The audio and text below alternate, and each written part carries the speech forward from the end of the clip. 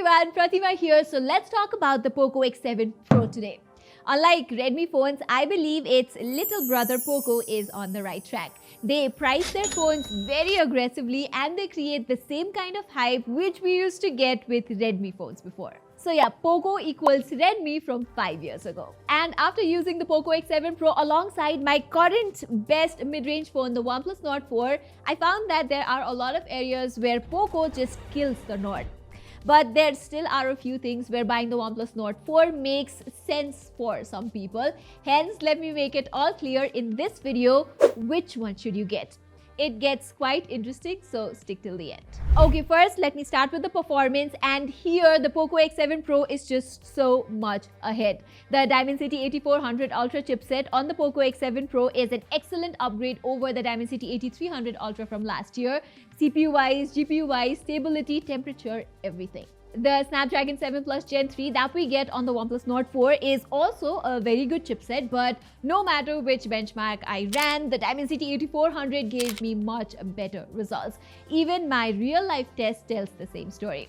As you can see from this chart right here, I was able to get a stable 60 FPS in Genshin Impact in high settings, whereas the OnePlus Nord 4 gave me less FPS, less 5% lows, and less overall smoothness. Even playing something less demanding like PUBG for instance, the Poco X7 Pro manages an excellent average of 118 FPS with 100% smoothness. The OnePlus Nord 4 on the other hand only manages to provide like 89 average FPS with less smoothness.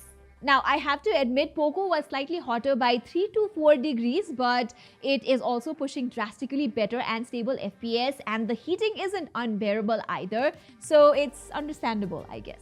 I also went to the extreme to see how much the Poco X7 Pro would heat and ran Antutu 5 consecutive times, shot a 4K 60 FPS video in the sun for 30 minutes, and the max temperature I recorded was 45 degrees here.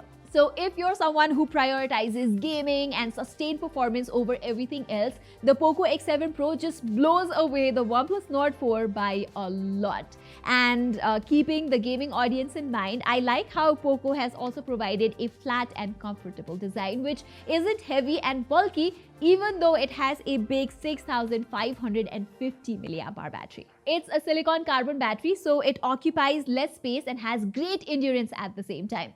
It easily lasted me more than a day on normal everyday usage. Like technically, it would give me around 8 hours of screen on time on heavy usage, which is just fantastic. On the other hand, the OnePlus Nord 4 also sports a flat design, but because of its metal design, it's a bit heavier, which means I found it not to be the most comfortable for longer gaming sessions. And because of its smaller 5500 mAh battery, I am getting slightly less, like 7 hours of backup on the Nord 4 versus 8 hours we got on the Poco X7 Pro.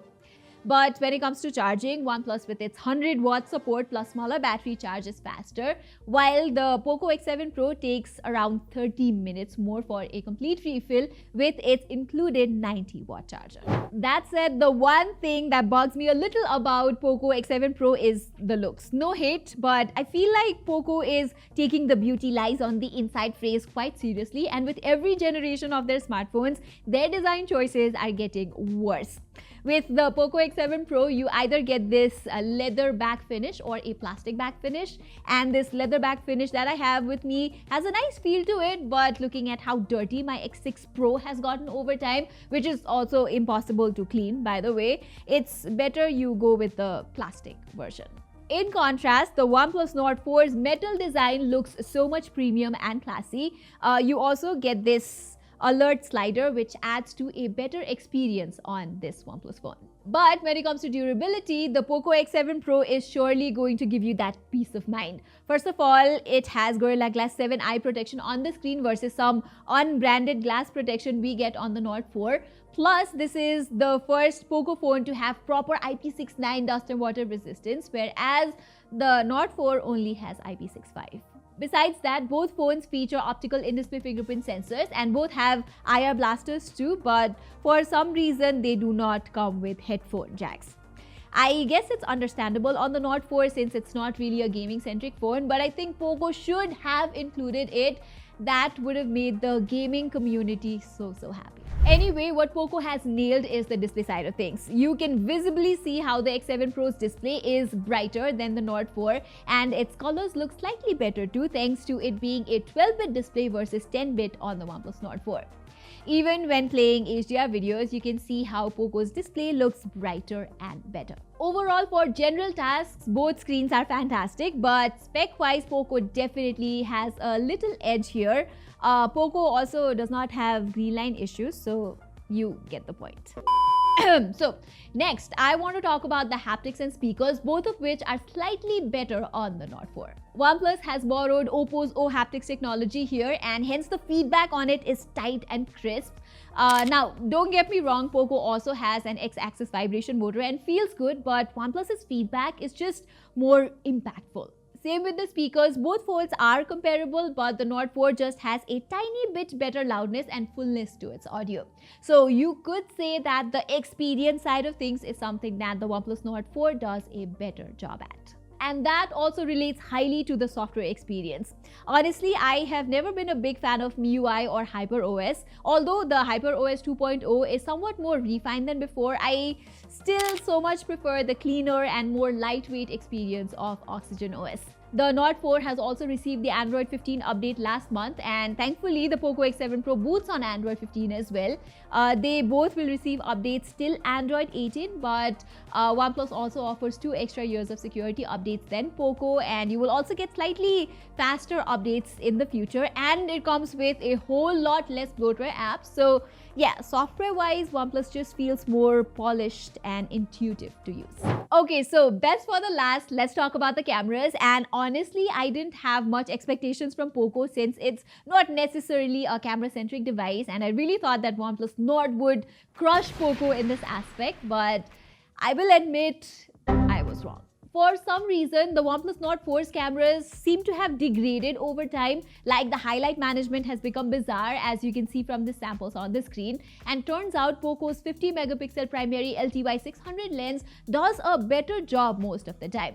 And as expected, Poco has sort of a punchy color reproduction, but they actually look better than the pale photos from the OnePlus Nord 4.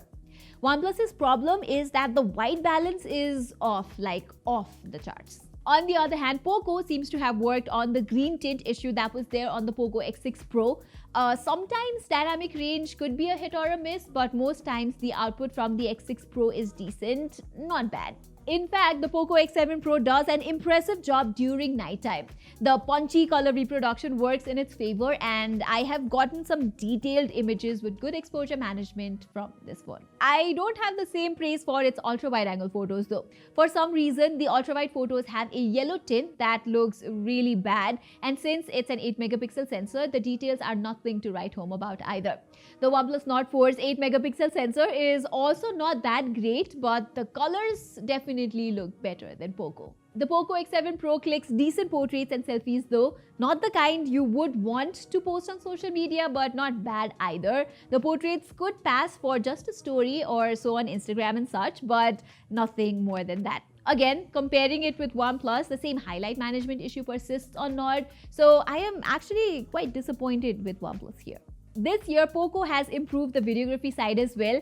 There is a 4K 60 FPS option from the back camera, and just like the OnePlus Nord 4, you can see the output is not bad. You will notice slight jerkiness and wobble while walking, but for still footages, the videos are actually good and sharp.